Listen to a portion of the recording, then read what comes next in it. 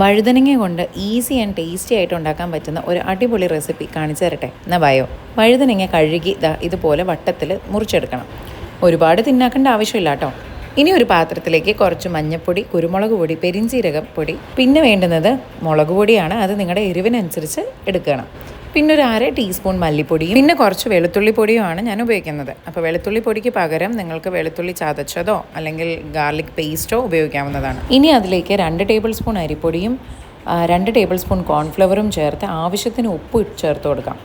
അതിലേക്ക് ഒരു അരമുറി നാരങ്ങ നീരും കൂടെയും പിഴിഞ്ഞ് ചേർത്ത് കൊടുക്കണം. ഇനി കുറേശ്ശെ വെള്ളവും കൂടെയും ചേർത്ത് ഇതെല്ലാം നല്ല പേസ്റ്റ് രൂപത്തിലൊന്ന് കുഴച്ചെടുക്കണം. ഉപ്പൊന്ന് നോക്കാൻ പ്രത്യേകം ശ്രദ്ധിക്കണേ. ഉപ്പില്ലാന്നുണ്ടെങ്കിൽ കുറച്ചും കൂടി ഉപ്പ് ചേർത്ത് കൊടുക്കണം. ഇനി നമ്മൾ നേരത്തെ അരിഞ്ഞു വെച്ചിട്ടുള്ള വഴുതനങ്ങയിലേക്ക് ഈ അരപ്പ് ഒന്ന് തേച്ച് മാരിനേറ്റ് ചെയ്ത് ഒരു 15-20 മിനിറ്റ് ഒന്ന് മാറ്റി വെക്കണം. വഴുതനങ്ങയിലൊക്കെ അരപ്പ് നല്ലതുപോലെ കോട്ടാവണം കേട്ടോ. 20 മിനിറ്റിന് ശേഷം നമുക്കൊരു ഫ്രൈങ് പാനിലേക്ക് കുറച്ച് എണ്ണ ഒഴിച്ചു കൊടുക്കാം. എണ്ണ ഒന്ന് ചൂടായി വരുമ്പോഴത്തേക്കും നമ്മൾ മാരിനേറ്റ് ചെയ്ത് വെച്ചിട്ടുള്ള വഴുതനങ്ങ ചേർത്തൊന്ന് വറുത്തെടുക്കാം.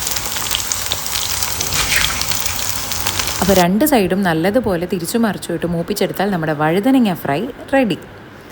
ഇതേ ഞാൻ കഴിച്ചു നോക്കി, നല്ല അടിപൊളി ടേസ്റ്റാണ്. തൈരൊക്കെ കൂട്ടി കഴിക്കുമ്പോൾ ചോറിൻ്റെ കൂടെ കഴിക്കാൻ പറ്റുന്ന നല്ലൊരു കലക്കൻ സൈഡ് ഡിഷാണ്.